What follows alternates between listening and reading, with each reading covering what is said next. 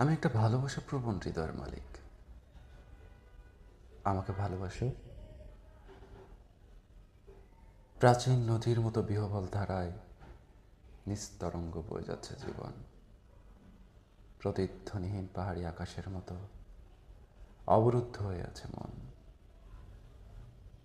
ভোরের মোদির ঠোঁট চুমু দিয়ে ঘুম ভাঙায় হাওয়ার নিঃশ্বাস।